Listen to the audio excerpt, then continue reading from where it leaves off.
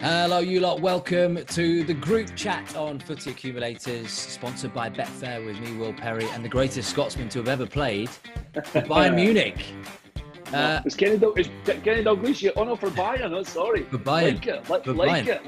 I'll tell you what, go on, for a bonus point, can you name the other 7 players from Scotland who played in Germany? You've got 5 seconds.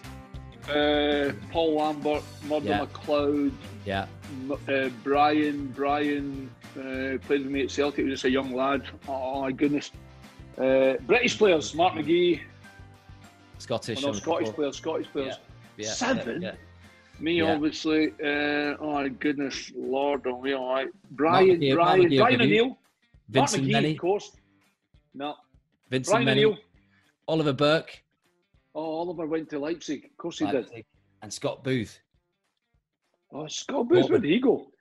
Dortmund. Did he really? 97-98. That was a weird way to open the show, wasn't it? There we go. Yeah, sorry about that. Yeah, there you go. Taking you right back.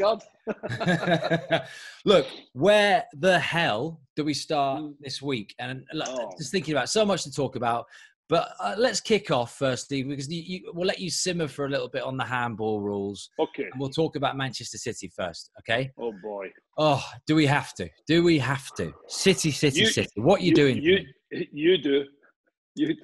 I've got a few, go on, what are your thoughts? Early stages, and I'll throw this one at you straight away. The first time in Guardiola's managerial career that he's conceded 5 goals. 686 games as a manager, Al, and he concedes 5 goals for the first time. Astonishing. Well, his defenders did, because let's not sort of paint it any other way. If you play players like Jamie Vardy, who's rapid, quick, who wants to get in behind, and if you lean on him, he's gone. So is he no, that's the wrong word, manufacturing? Is he bending the rules to such, if I get myself in this position, the referee's going to give me a penalty? We all know that's the situation. It's not just for Jamie Vardy or Madison or anybody, incidentally. What a goal he scored, James Madison, by the way. Yeah. But if Mendy, who I know is your favourite player, if he continues to make those decisions as a defender, then Guardiola will concede another 5 goals, when they play Leeds at the weekend. So I certainly, listen, going forward, I do think, and I said that to a pal of mine when we were watching the game, they don't really seem to have a fulcrum focal point. And I can't just say Aguero because he's not available.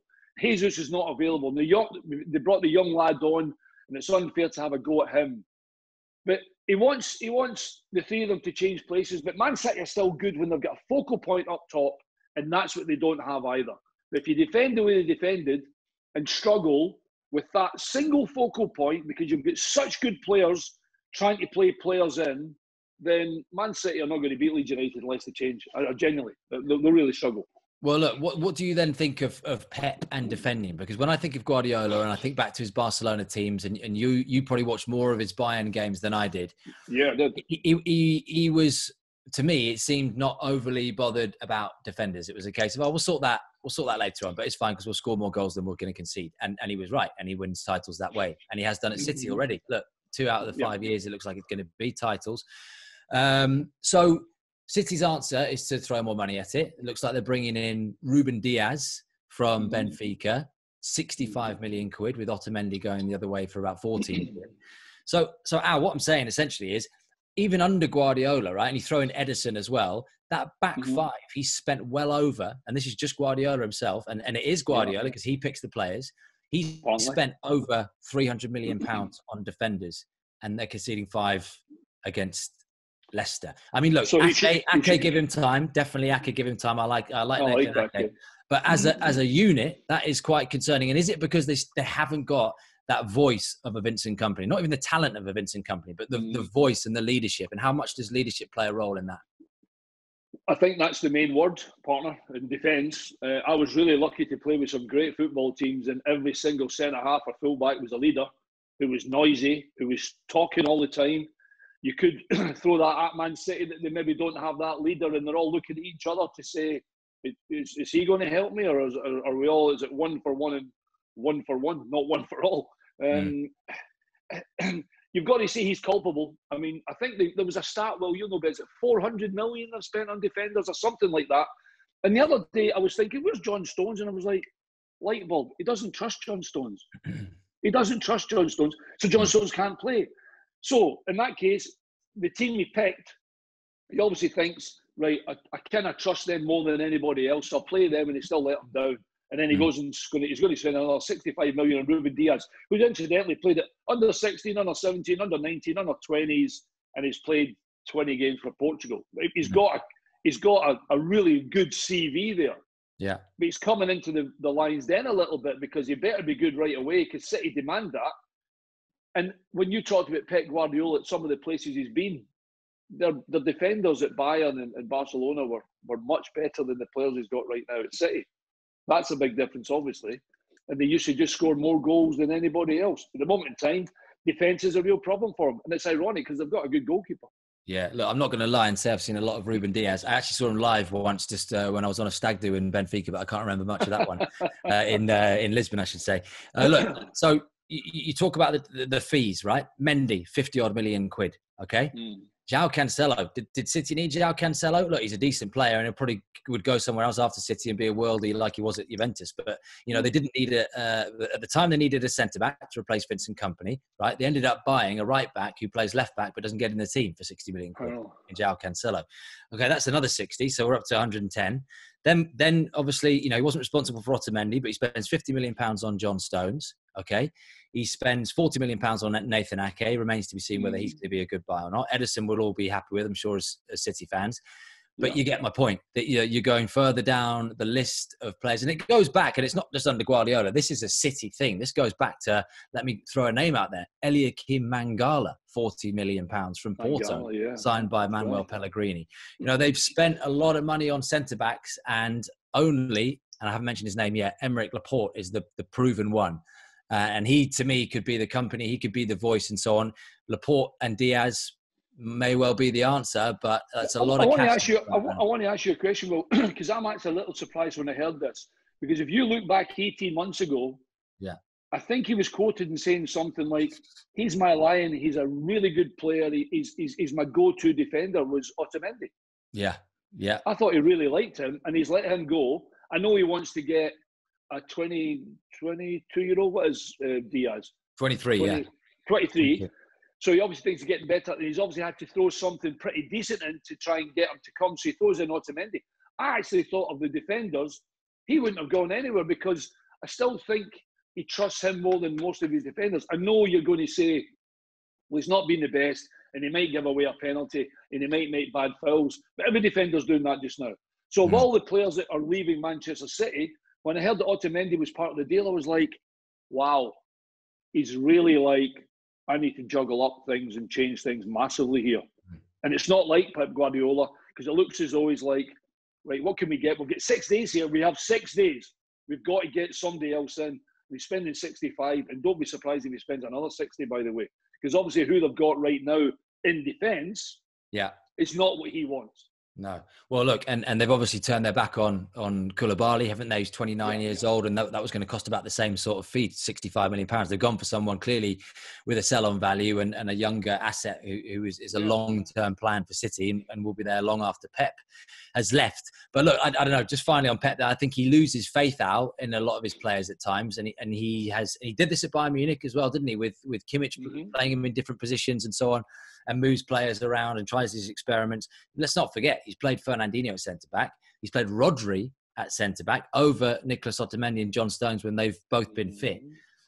So all I'm saying, that's, you know, we now have a big squad of defenders, and it's still a massive, massive concern in City. And also, Al, I'll tell you what is a concern. Aguero could be out for 2-3 months. He may not play again before Christmas. Gabriel Jesus is out for a month.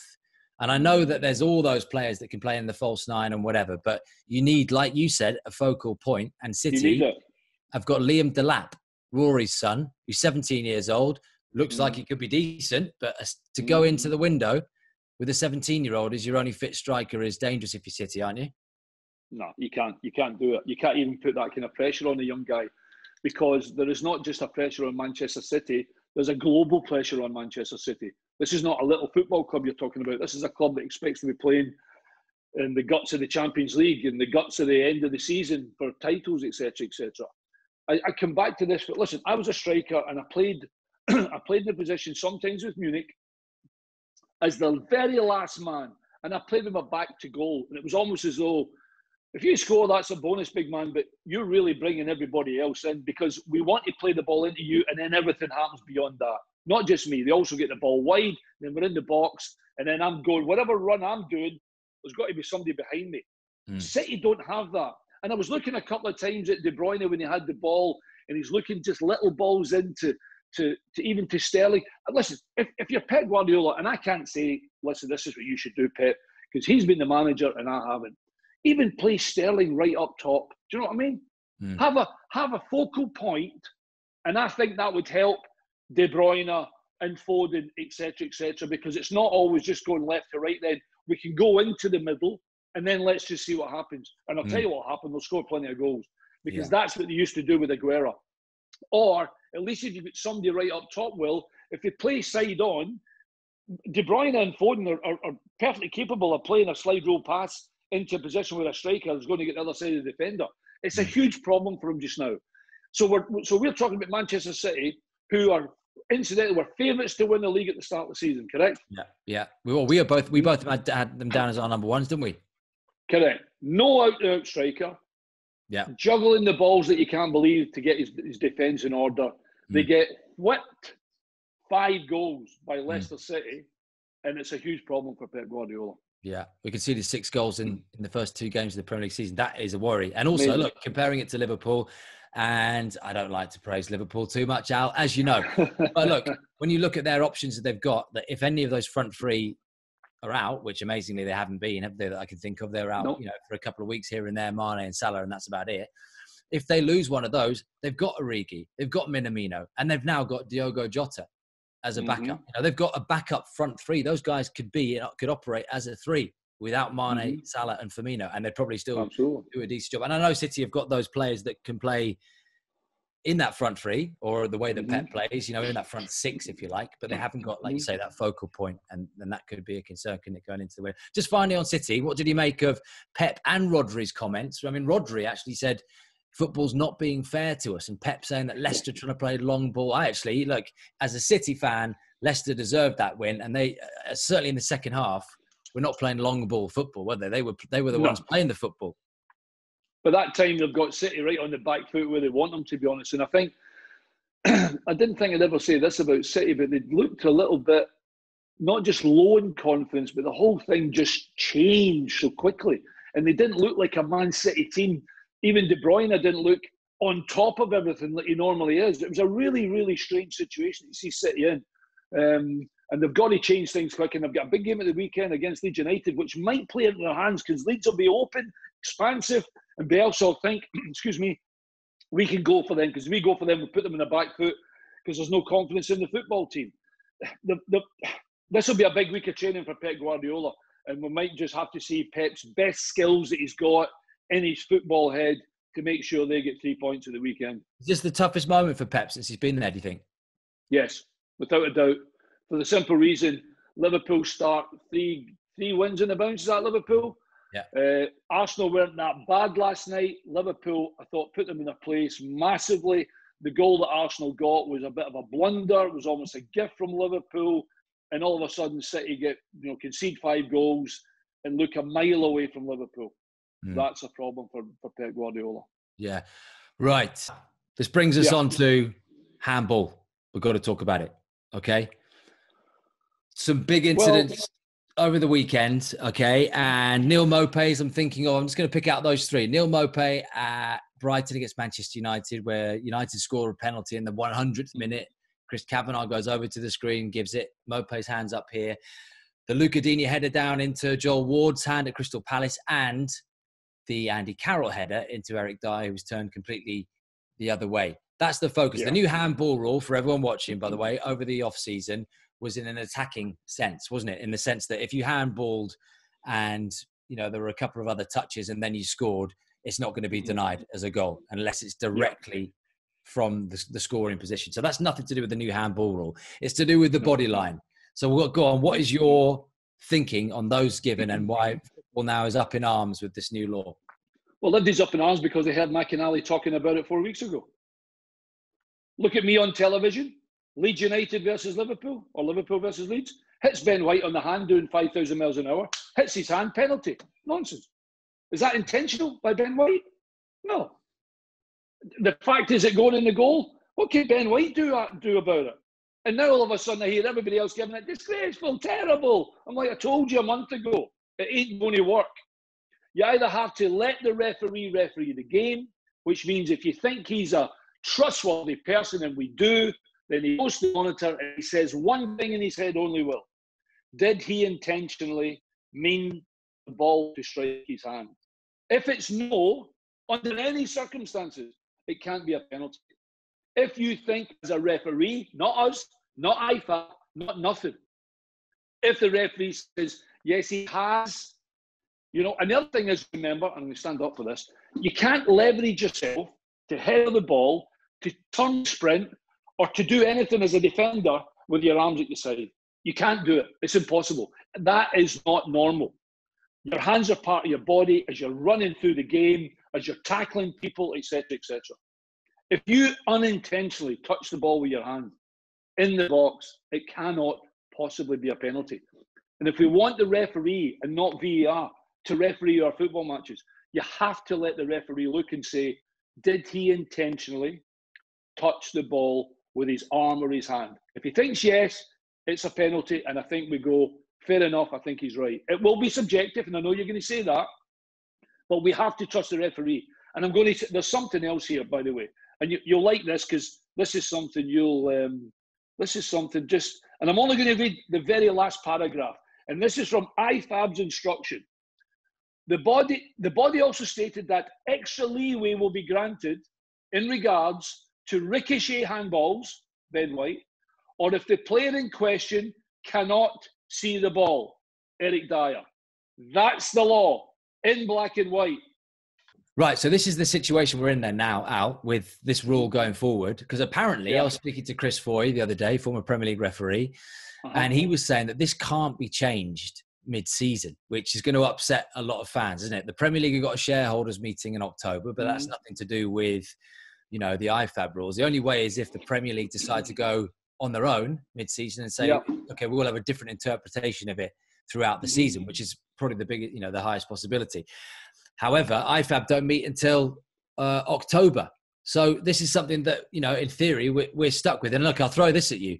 Last season, La Liga and Serie A, I think Serie A had about 49 of these incidents where penalties were given, and La Liga had 50 odd. And last season, before this was implemented in the Premier League, had 19. So this is a sign of where it's going to go. We've already had 20 odd penalties in the Premier League after 28 games. Wow. I mean, that is unbelievable, isn't it? Listen, I don't like it. If we're stuck with it, then we can all talk about it until next October, because probably that's going to be the problem. And you're right.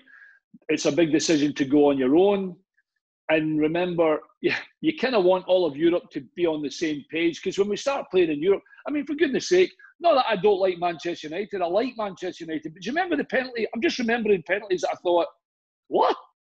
The one against PSG. Yeah.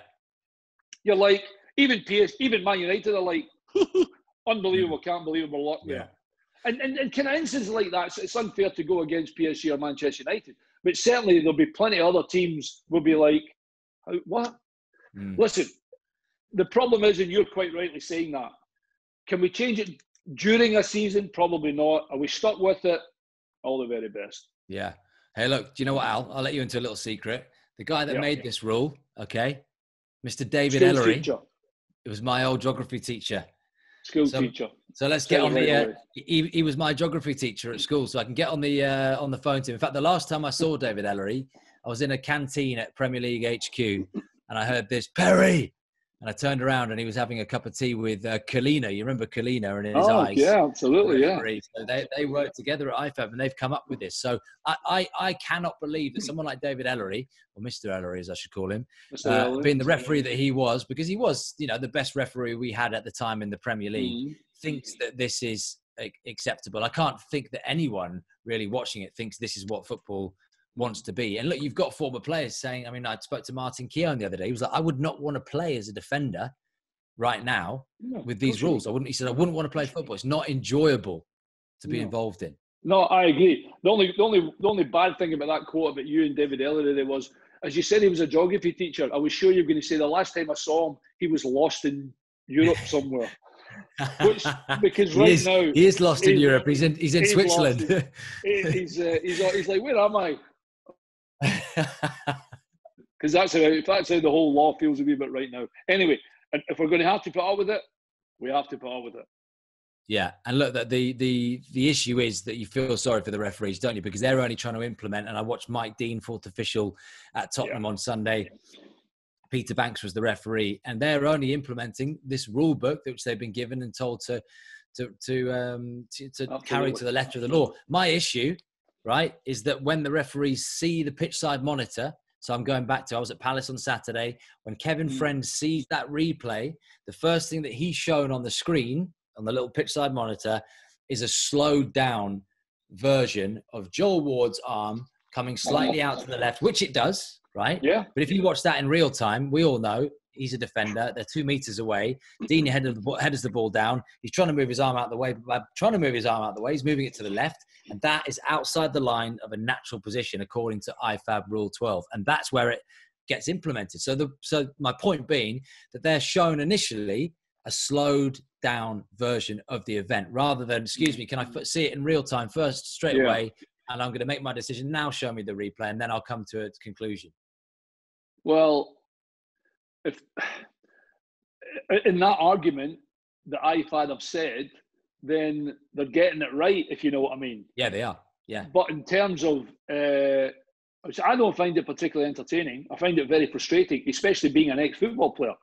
But if you want everybody to run about like that, then put all the lads in a straitjacket, and then we'll be fine. We'll be fine. Do you know what? Because Gabby Agbonlahor said the only way to play football now is to go back to having pockets in the shorts, because that's what players do. Stick your hands in your pockets. Yeah, he's almost right there, isn't he? Because at the moment in time, if you move your arms at all wider than your chest, or even I've never jumped like that. You always jump, and that's how you get the odd elbow in the kisser and etc., which is a kind of occupational hazard as a football player. It simply is, because everybody's using their arms to try and put themselves somewhere in the game. It's just I'm saying, let the referee the game. If he thinks handball is intentional or it hits the arm intentionally, give a penalty. Otherwise, let's get on with the game. Look, finally on handball, last point on it this week. We are going to see, Al, this is my concern as well. And this, to me, is the same as simulation and should be treated with the yellow card. But these players who are trying to do it, are working and trying to exploit the rules, is the word, isn't it, in their favour. So Richarlison, at Selhurst Park on Saturday, he's played through, beautiful ball from James Rodriguez. Richarlison takes it too far. He's on the goal line. He's not going to get a shot away. It's such a tight angle. So he tries to hammer the ball. This was before the penalty was given for Joel Ward. This was another incident involving Joel Ward, against Joel Ward's arm. Again, from a metre away from him. Nothing Joel Ward could do. Tries to get his arm out of the way. They're all appealing penalty. VAR have a look at it as well.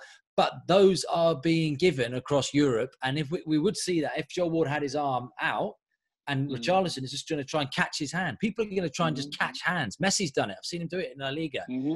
I don't know what you think about that. That, to me, is as disgusting as simulation. Yeah, and you're right. I think I watched, it might have been after the lockdown, it was a Lazio game, and I think the referee gave 2 pens, and I can't remember who it was, but he actually went to the defender and just dinked the ball into the defender, who kind of went like that, and the referee gave a penalty. And it's exactly what you're talking about. And that really, again, if you let the referee referee the game and have a look at it, he will go, you can't just blast the ball at somebody and think I'm going to give you a penalty. I'm sorry, that doesn't work like that. And there's not a proximity thing for me there. I'm just saying, if it's intentional, it's a penalty. If it's unintentional, and by the way, if Richarlison, etc., and I know you're using him as an example, It will happen to Everton. It will happen to every club. If the lads are like, let's just nail it right at them, and half of the time you'll go like that, pitch your arm, and they'll be like, well, that's not like normal. And you're like, well, it's not normal to protect me getting smashed in the face by the ball. Yeah. It's really, really a problem for football at the moment, and it's going to continue to be. And in 3 weeks or 4 weeks' time, we'll probably have another segment where I'll say, I told you in the first day of the season, it's a nonsense. Hey, look, I tell you what, Martin Tyler was spot on, wasn't he? We're not in a pandemic, we're in a pandemic, and it's going to continue. Look, right, Al, two more things I want to talk to you about, okay, this week. And we could go on and on and on and on and on. There's so much to go at. But I want to talk about Jadon Sancho and Sheffield United. So which one do you want to throw out first? I didn't know he was going to Sheffield United. The way you said that, I was like, what? Hang on a minute. They could do with it. One out the bag there. Well, look, there we go. Sheffield United is the answer, because they're after Ryan Brewster, right? I don't know what you make of him. I did watch a lot of that Under-17 World Cup when he was playing with Phil Foden, and he hasn't played a lot of football because he's had some nasty injuries. Hardly played for Liverpool. Obviously been out on loan at Swansea, and other teams are in the mix for him as well. If you're Ryan Brewster, right, and apparently Liverpool are happy to let him go permanently, whether they stick in a buyback clause, would you go to Sheffield United and think, look, I could start every week at Bramwell Lane and show people what I'm about? Well, that's certainly a big part of it, isn't it? Is there anybody else interested in him? That's something else he has to worry about. But if he's actually genuinely wanted by Sheffield United, I don't know so much about Liverpool. I suppose the injuries would maybe concern Jurgen Klopp about just letting them go on loan because we can get him back. He's maybe going to be a fantastic lad eventually because they've got a few good young players. But if you're Brewster, you want to play football. He's so young. Would he be? Is it a wrong move for him to go to Sheffield United? No, why not? Why would he not go to Sheffield United and play football? He's obviously not going to be a starter at Liverpool.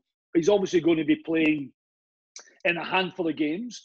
And it's a tough situation to be a young player at such a big football club. And you've got to think to yourself, okay, I want to play football. Who wants me? And if it's only Sheffield United that want them, albeit there will be probably other players, he will presumably play every week. And you've got to say it'd be a wretch for him to leave a club like Liverpool, but if he goes permanently, then I'm sure he goes with Liverpool's blessing. Otherwise, I'm sure Sheffield United are getting a good player on loan that might boost their squad, obviously, too. Yeah. Are you worried about Sheffield United? Last season, 9th, and they impressed everyone, didn't they? And they were in the mix probably for a European spot right up until the end of the season. 3 defeats out of 3 out. Have they been found out, or are they going to be comfortable again? No, they've been found out a little in terms of, right, we kind of know how they play. I thought they were brilliant. I mean, they were really brilliant last year. Nothing's changed in terms of attitude, I'm sure. And I just don't see Sheffield United being relegated. I think they've got some really good players in their team still. Attacking-wise, maybe things just fell for them so well last year. Defensively, I still think they'll be pretty good, albeit obviously they've lost their goalkeeper but brought in another goalkeeper. But I still think, listen, they go to Arsenal at the weekend. This will be the game that Sheffield United will remind everybody why they're a Premier Division team, probably. Yeah. Okay, right. Jadon Sancho. If you're Manchester United, okay, look, I love this. Manchester United fans, weren't they? A couple of months ago, we're talking, don't worry about it. In the summer, we're going to get Jack Grealish. We'll sign probably Donny van der Beek as well, but we'll throw in Jadon Sancho, and then, we'll have a look and probably go for someone on deadline day as well. Looks like it's just going to be Van der Beek and Ighalo on loan once again.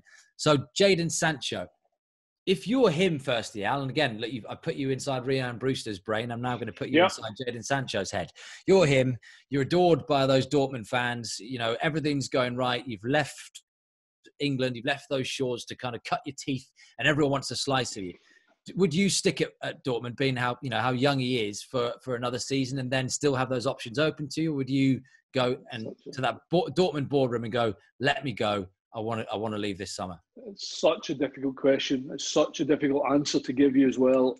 Manchester United are, if not the biggest club in the world. You have to remember that Dortmund's a special club. I mean, I played at a different club, obviously, but having gone and played against Dortmund, it's pretty fantastic. And when that Gelbe Wand, when the yellow wall really screams, then it's hard to give up. He's done so well there. There is one underlying reason why I think that he will not go to Manchester United. Not because Manchester United don't want him, because the general manager, Michael Zorc, said, Jadon Sancho's not going anywhere. He's got 3 years of his contract here, and we want, I can't remember, 109 million. And Man United have said, we'll give you 85. And again, they've reiterated, no, we want 109 million. And apparently on TV yesterday, on Sky, on my programme, I think they reported saying that Man United are only maybe going to offer 90.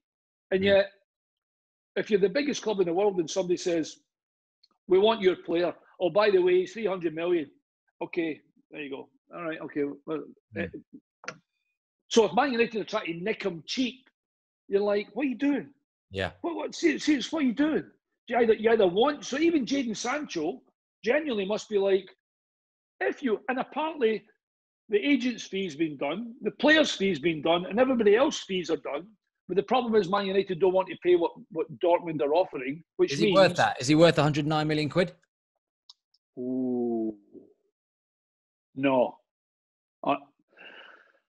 That's a lot of money for a young player, genuinely. There's only one player, well, okay, 3 players, Ronaldo, Messi and Mbappe I would pay 109 million pounds for. Yeah. He may turn out to be just fantastically brilliant, Jadon Sancho. He's already a good player, but to be known as, for someone to pay that kind of money for you, you're going to have to be one of the best players in the world. At the moment in time, he's not. But at the moment in time, he's a Dortmund player. And until Manchester United pay the money Dortmund want, he will continue to be a Dortmund player. I mean, I don't get it, Will. I mean, listen, you go to lots of football matches, you hear lots of rumours, etc., etc. I know Man United are not your team, but even some of the Man United fans must be thinking, if we want him, why are we not paying 109 million pounds? Yeah, well, look, you're right. Yeah, this is Manchester United we're talking about, isn't it? But I think the way now everyone's doing business is trying to be as shrewd as possible. And you look at the likes of Liverpool and City, you know, they don't spend over 60, 70 million quid, really, do they, on players? No. And they and ah around that sort of mark and think they can get it down to 60 odd. It's the way that businesses work now. But so let me throw this one at you. You've got Marcus Rashford, right, leading that line. Yeah. You've got, of course, Mason Greenwood coming into that team, who's going to be, you're a huge fan of him. And still Anthony Martial, who had a great end to last season. So Jadon Sancho, let's just say he does come in on deadline day, right? Is that not going to hamper the chances of Mason Greenwood playing the football that he needs to this season to show what he's about? Well, I don't think so, because I would play Rashford on the left, Mason Greenwood up top and Sancho on the right. So Martial for me. Out. Well, he misses out. He's still a great player, and you're right. He doesn't look as if he's that... I don't know with Martial. I mean, he should be happy with his whole life, but sometimes he just, I don't know. That's maybe just the way he is. He always seemed a bit grumpier, etc. But you're right, he had a great end to the season. And he's obviously a very, very good football player. But if Sancho comes in, and I like Greenwood and I love Rashford, I'm saying that Martial is the one that would miss out. But it's a lovely problem for Ollie to have, to be able to rotate, 3 out of 5 or 3 out of 4, whatever he's got. But there's one problem that Manchester United have, that I don't think Martial will be left out, because I don't think Jadon Sancho is coming to Manchester United. A, because Man United won't pay the money, and B, Dortmund, I think, are a bigger football club than Manchester United are giving them credit for. Okay, Aka time. I mean, we're absolutely useless, Al. We can admit. No, hang on a minute. You're useless. Hold on. I got Everton. Yeah. Oh, no, last week. Chelsea. Exactly. I was going to say, he picked Chelsea to beat West Brom. Anyway, Darren Hughes is with us from Betfair. Darren, good to have you with us. Right. Help us, Darren. Help us. Throw us a bone. This week, okay, interesting, because it's obviously International Week. So we've got 7 games on Sunday and the 4 matches on Saturday afternoon and evening, the late one, Newcastle-Burnley. Right, Darren, this was my thinking. We always disagree, me and McInally. I sent him a WhatsApp this morning, and I thought straight away, I'm going Everton, right? He didn't agree with this one. I'm going Everton. I was at Palace last Saturday, and all right, they may have been lucky to get away with that winning penalty, but I love Alan. I love Rodriguez. Decore is exceptional. They look unbelievable. What odds are we talking first? Just straight up as an Everton home win against Brighton, Darren? So Everton are currently about a 1.79 shot, which is 4 to 5 in fractional odds. Everton have been my team this season so far. They have been nothing short of sensational. They have a world-class manager. They have world-class players. It's a recipe for success. James Rodriguez would get into most teams in the world, but probably exception of Real Madrid, maybe for whatever reason. Dominic Calvert-Lewin has been immense, 5 goals in 3 games. I think Sam would have said to you guys last week, he's now 12-1 for top scorer this season, having been backed at as big as 119-1. Everton have been absolutely exceptional. I really think there could be value here at that price. Yeah. That's unbelievable, Will. Hang on before we go on, because Darren's just said world-class manager, world-class players, world-class training room, world-class grass, world-class stadium. 45. What a price that is, by the way. Yeah. Right. So you're always making me think I want to put Everton on my thing now. I'm going to make him change his mind, Darren. I'm going to go on the Brighton side. I thought Brighton were excellent. I've seen them twice and they've been really good. I think it'll be a tough day for Everton. Carry on. Well, incidentally, Darren, what are Brighton? Because Brighton went to Newcastle and won, didn't they? And they've had some good performances. We're unlucky against Manchester United. What's a Brighton win at Goodison? Not that we're going to throw that in. Yeah, Brighton are currently they're a 5.5 shot, which is 9-2 in fractional odds. Look, they were robbed last week against Manchester United. I suppose the worry about them is they haven't really succeeded in strengthening their squad much. They've obviously got Adam Lallana in on a free. This game is no easier, and they're only points on the border of victory over Newcastle. They do need to step up to beat Everton. I don't think United were great last week. Yeah, see, look, Darren, this is what I wanted, right? I wanted Everton. I wanted Southampton, who I think are going to beat West Brom at St Mary's. I wanted Wolves, which we actually agree on, me and Al, to beat Fulham at home, and I wanted Arsenal to beat Sheffield United. So let's just pretend that is the ACCA. What would we have for Everton, Southampton, Wolves and Arsenal? And then we'll let McInally ruin it for everyone this week. Everton, Southampton, Wolves and Arsenal. Wolves and Arsenal comes in at a 6.36 shot, which is just shy of 11-2. But of course, if that is the ACCA, we will boost that for you guys. Okay, well, look, that's not going to be the ACCA because Al's not. Al, which ones aren't you happy with out of Everton, Southampton, Wolves and Arsenal?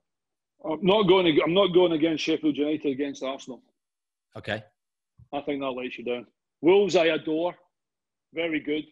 I'd be really tempted to throw in Chelsea against Palace because Chelsea have to get a result. And that's a toughie, by the way. But I'm happy to put it in. I think City at Leeds United, I don't care what price City are, I'm putting City in my accumulator. So I think Chelsea, Darren, Man City, Wolves, and I'm going to go... I'll go with your Southampton then against West Brom. Okay, so you're not having Leicester. You wanted Leicester before. Leicester at home to West Ham. Yeah, I know. I think Leicester will be a good bet. I think there'll be a good price as well. A lot of people after West Ham's result the other night there will probably think they've turned the corner. I don't see it at all. I don't see that. And after Leicester scoring 5 goals against Man City, I'd be happy to put them in. But I'm going to take one of yours. So I'm going to go Wolves, Southampton, City, Chelsea. What price is that, Darren? Well, look, before he answers that, as a City fan, I'm so concerned about that game at Ellen Road. Al, you've already said in the last half an hour that you think you're worried about it as well. Now you're saying it's going to be an open game and City are going to thrash them. Yeah, if Ruben Diaz comes in before the weekend for 65 million, he'll score a hat-trick. Go on then, Darren. What's that coming out as? Chelsea, Man City, Southampton and Wolves as our 4 for the ACCA.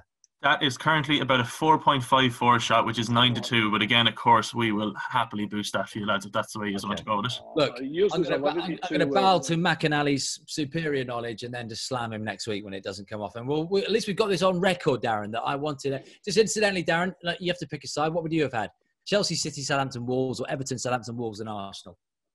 I've been trying to go with Alan. I think looking at the games there and the bit of analysis I did previous, I think City's game against Leicester last week was a pure anomaly. I think they're going to be the team still the team to beat this season. Whoever finishes in front of Man City will win the league this year. Yeah. Chelsea, I've been a small bit disappointed with.